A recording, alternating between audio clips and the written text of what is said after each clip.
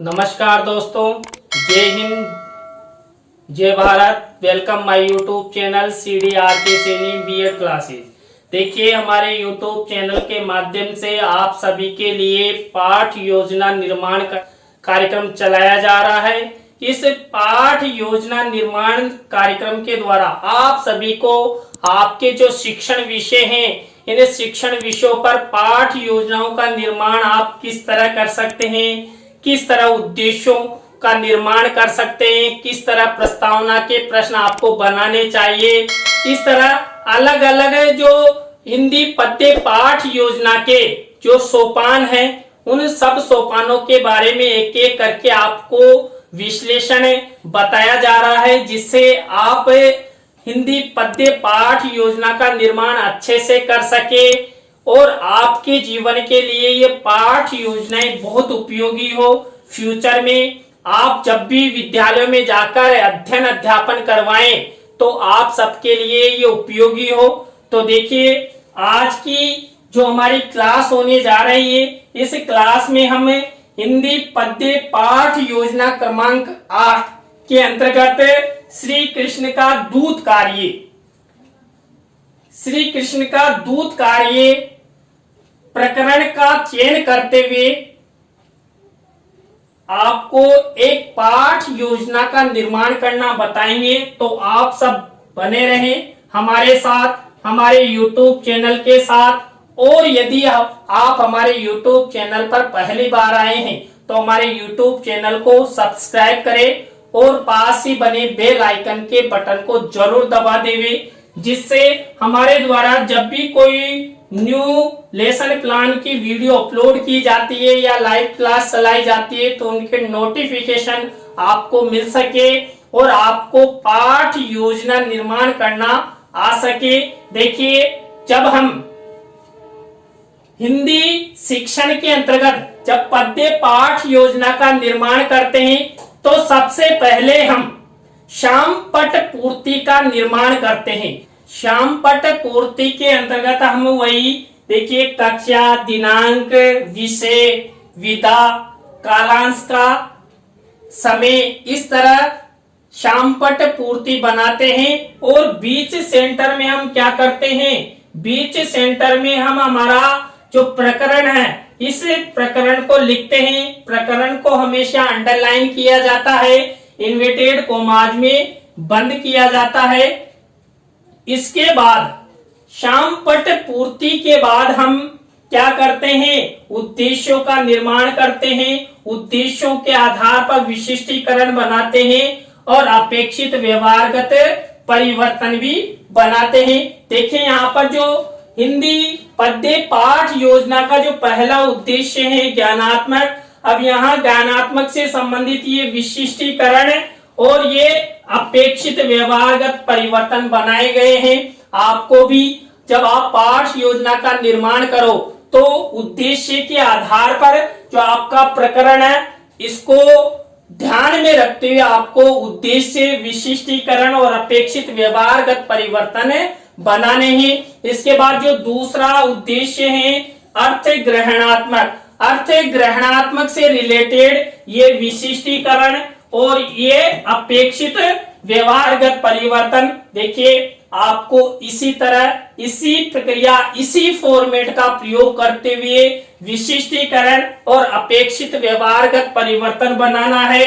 हमारा 3rd number का उद्देश्य देखिए, अभिव्यक्त्यात्मक। देखिए, अभिव्यक्त्यात्मक से रिलेटेड ये विशिष्टीकरण और ये अपेक्षित व्यवहारगत परिवर्तन। इसी तरह जो 4th नंबर का उद्देश्य है कौशलात्मक, ये कौशलात्मक से रिलेटेड ये विशिष्टीकरण और ये अपेक्षित व्यवहारगत परिवर्तन। तो देखिए, ये 4 उद्देश्य हमारे कंप्लीट हुए। 5th नंबर का उद्देश्य देखिए, अभिरुच्यात्मक, अभिरुच्यात्मक से रिलेटेड ये विशिष्टीकरण और ये अपेक्षित व्यवहारगत परिवर्तन। इसी तरह अभिवृत्त्यात्मक से रिलेटेड ये विशिष्टीकरण और ये अपेक्षित व्यवहारगत परिवर्तन। इस तरह हम 6 उद्देश्यों का निर्माण करते हैं, उनका विशिष्टीकरण बनाते हैं और अपेक्षित व्यवहारगत परिवर्तन हम बनाते हैं। तो ये उद्देश्य निर्माण की प्रक्रिया हुई। इसके बाद कक्षा शिक्षण सहायक सामग्री, जो कक्षा शिक्षण सहायक सामग्री है ये दो प्रकार की होती है, सामान्य और विशिष्ट। इसमें मेन ध्यान रखना होता है जो विशिष्ट शिक्षण सहायक सामग्री है। देखिए यहाँ पर जब हम पाठ योजना का निर्माण करते हैं तो चार्ट, चित्र, मॉडल, प्रतिकृति ये सब बनाते हैं। इस पाठ योजना में हमें चार्ट और चित्र का निर्माण करेंगे। इसके बाद पूर्व ज्ञान, देखिए यहाँ पर पूर्व ज्ञान के कॉलम में क्या लिखा जाता है, जो हमारा प्रकरण है इस प्रकरण के बारे में लिखा जाता है। यहाँ पर लिखा है छात्र राष्ट्र कवि रामधारी सिंह दिनकर द्वारा रचित श्री कृष्ण का दूत कार्य कविता के बारे में सामान्य जानकारी रखते हैं। तो यहाँ तक हमने सबसे पहले श्यामपट्ट पूर्ति के बाद हमने क्या किया, उद्देश्यों का निर्माण किया, विशिष्टीकरण और अपेक्षित व्यवहारगत परिवर्तन बनाए, कक्षा शिक्षण सहायक सामग्री का निर्माण किया और पूर्व ज्ञान का कॉलम बनाया। इसके बाद हमारी मुख्य पाठ योजना शुरू होती है, जो होती है प्रस्तावना के प्रश्नों से। देखिए प्रस्तावना के जो प्रश्न होते हैं ये हमें 3 से 5 बनाते हैं।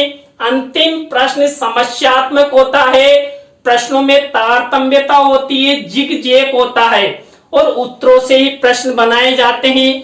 प्रश्नों में संक्षिप्तता होनी चाहिए और जो छात्र उत्तर दें वो भी संक्षिप्त होने चाहिए।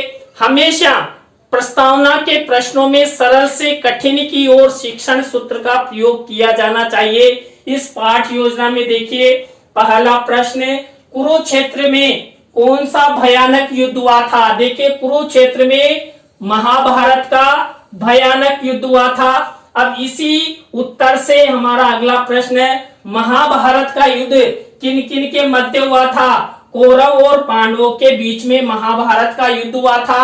अब इसी उत्तर से हमारा नेक्स्ट प्रश्न बना हुआ है, 5 पांडवों में धनुष विद्या में कौन निपुण था। अर्जुन। अब इसी अर्जुन से अगला प्रश्न बना है, युद्ध में अर्जुन के सारथी कौन थे। श्री कृष्ण। अब श्री कृष्ण से अगला प्रश्न बना है कि राष्ट्र कवि रामधारी सिंह दिनकर द्वारा रचित श्री कृष्ण का दूत कार्य नामक कविता के बारे में आप सब क्या जानते हैं। तो इस तरह ये प्रस्तावना के प्रश्न बनाए गए हैं। वही यहाँ पर तारतम्यता, संक्षिप्तता, सरल से कठिन शिक्षण सूत्र का प्रयोग किया गया है। आपको भी जब भी आप हिंदी पद्य पाठ योजना का निर्माण करें तो आपको इसी तरह प्रस्तावना के प्रश्न बनाने होते हैं। इसके बाद दूसरी स्टेप देखिए उद्देश्य कथन। उद्देश्य कथन में चित्र के माध्यम से भी हम उद्देश्य कथन करते हैं। देखिए यहाँ पर बच्चों आज हम सब राष्ट्र कवि रामधारी सिंह दिनकर द्वारा रचित श्री कृष्ण का दूत कार्य नामक कविता का रसास्वादन करेंगे। तो ये हमारा उद्देश्य हुआ। उद्देश्य के बाद हमारी थर्ड स्टेप आती है पाठ प्रस्तुतिकरण। देखिए पाठ प्रस्तुतिकरण के अंतर्गत जो छात्र अध्यापक छात्र अध्यापिका होते हैं ये छात्रों को जो संबंधित हमें पद्य यानी प्रकरण का अध्ययन करने जा रहे हैं। देखिए श्री कृष्ण का दूत कार्य, इसके पृष्ठ संख्या को खोलने के लिए आदेशित करता है। तो ये पाठ प्रस्तुतिकरण होता है। इसके बाद हमारी नेक्स्ट स्टेप सस्वर आदर्श वाचन। देखिए सस्वर आदर्श वाचन छात्र अध्यापक छात्र अध्यापिका द्वारा किया जाता है। जो संबंधित जो प्रकरण हमने पाठ योजना निर्माण के समय लिया, यहाँ पर श्री कृष्ण का दूत कार्य लिया, तो इससे संबंधित जो पद्य है कविता है इसके बारे में सस्वर आदर्श वाचन छात्र अध्यापक छात्र अध्यापिका द्वारा किया जाएगा। तो यहाँ पर देखिए जो मूल पद्य हैं, यहाँ पर देखिए हमें कविता है किससे रिलेटेड, यहाँ पर जो श्री कृष्ण का दूत कार्य इससे रिलेटेड जो कविता है इसके बारे में हम सस्वर क्या करेंगे आदर्श वाचन करेंगे। सस्वर आदर्श वाचन छात्र अध्यापक छात्र अध्यापिका द्वारा किया जाएगा। और ये जो मुख्य कविता है, हमारी जो मूल कविता है, ये हमने एक मिनीचर पर लिखकर यहाँ पर चस्पा किए।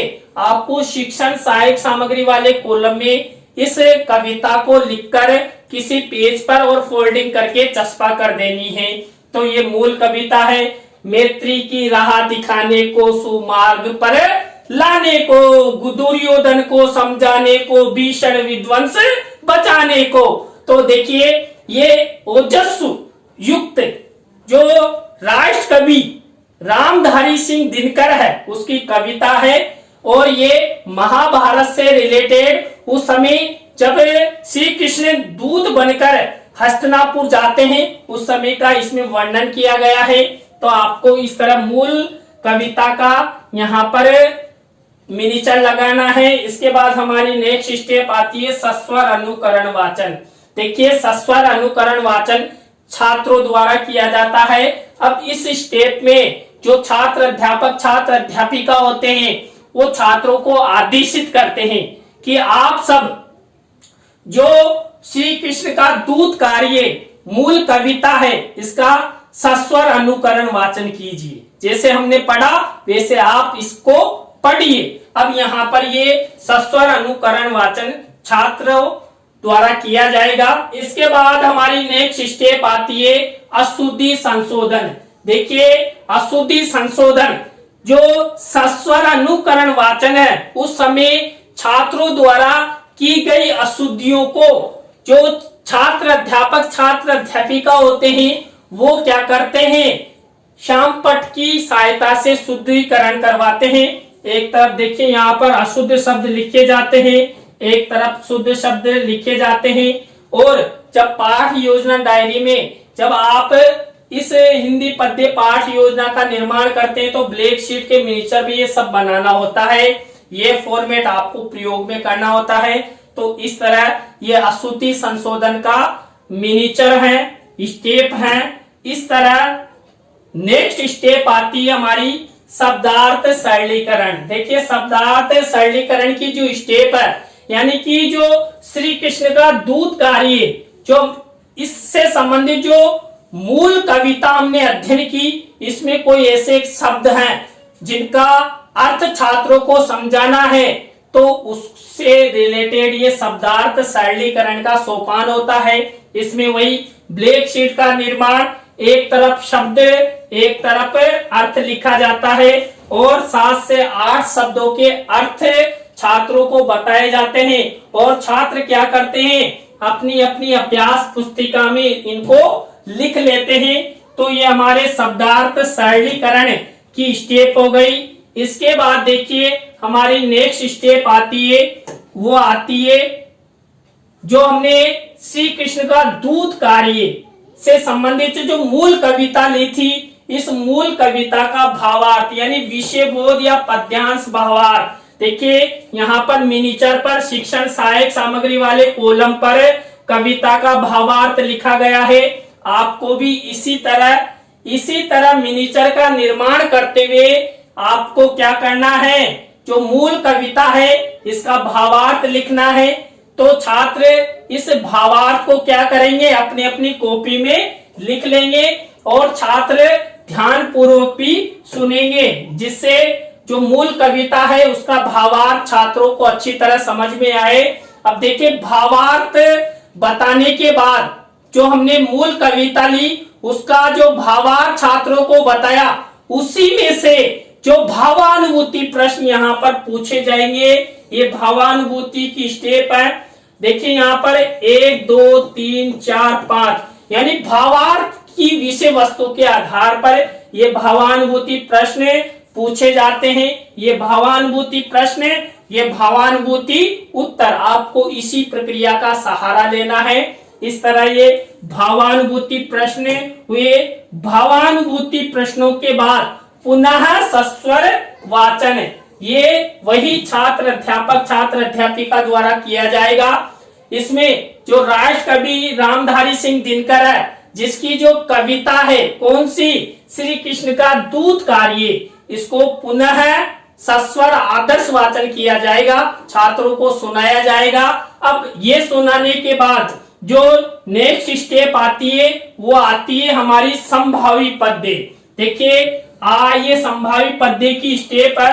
संभावी पद्य में क्या करते हैं, जो हमने मूल कविता ली थी उस मूल कविता का जो भावार्थ निकलता है उसी से रिलेटेड हम क्या करते हैं, संभावी पद्य लेते हैं और संभावी पद्य का भावार्थ भी छात्रों को बताते हैं। तो यहाँ पर देखिए इस मिनीचर में संभावी पद्य मैंने अंदर बंद कर रखा है। मैंने 2 दरवाजे ढक्कन लगा दिया है, डिब्बे में बंद है।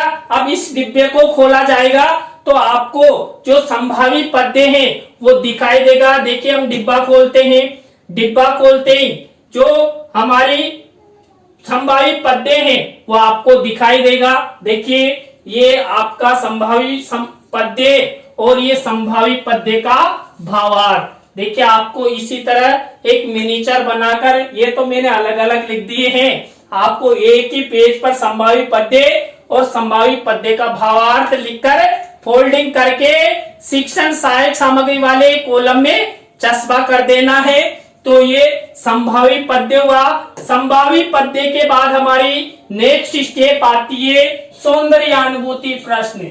देखिए सौंदर्यानुभूति प्रश्न पूछे जाते हैं, जो हमारी मूल कविता है और जो संभावी पद्य है उन दोनों को मिलाकर। देखिए यहाँ पर जो संभावी पद्य और मूल पद्य के आधार पर जो सौंदर्यानुभूति प्रश्न बनाए गए हैं, देखिए 1 2 3 4 5 ये 5 सौंदर्यानुभूति प्रश्न बनाए गए हैं। आपको भी इसी फॉर्मेट का उपयोग करना है, इसी तरह आपको बनाना है। नेक्स्ट स्टेप देखिए हमारी नेक्स्ट स्टेप आती है मूल्यांकन प्रश्नों की। देखिए मूल्यांकन प्रश्नों की जो हमारी स्टेप आती है उसमें मैंने आपको बताया था कि हम 3 तरह के प्रश्न लेते हैं। 3 तरह के प्रश्न हम जब लेते हैं तो हम क्या करते हैं, 2-2 प्रश्न छात्रों को बताते हैं। देखिए यहाँ पर 2-2 प्रश्न छात्रों को से मूल्यांकन प्रश्नों के रूप में पूछते हैं। इसमें आपको एक विशेष बात ध्यान रखनी है, कहीं भी किसी भी प्रश्न का उत्तर नहीं लिखना है। देखिए मैंने किसी भी प्रश्न का उत्तर यहाँ पर नहीं लिखा है। जब कक्ष में मूल्यांकन प्रश्नों का प्रस्तुतिकरण किया जाता है उस समय इनके उत्तर छात्रों से पूछकर लिखते हैं। तो आपको भी क्या करना है, ये ब्लैक शीट का निर्माण करना है, सिल्वर कलर के पेन से लिखना है और मूल्यांकन प्रश्न बनाना है। नेक्स्ट स्टेप आती है हमारी होमवर्क यानी गृह कार्य की। गृह कार्य में देखिए वही निबंधात्मक प्रश्न दिया जाता है। यहाँ पर श्री कृष्ण के दूत कार्य कविता का भावार्थ अपने शब्दों में लिखिए।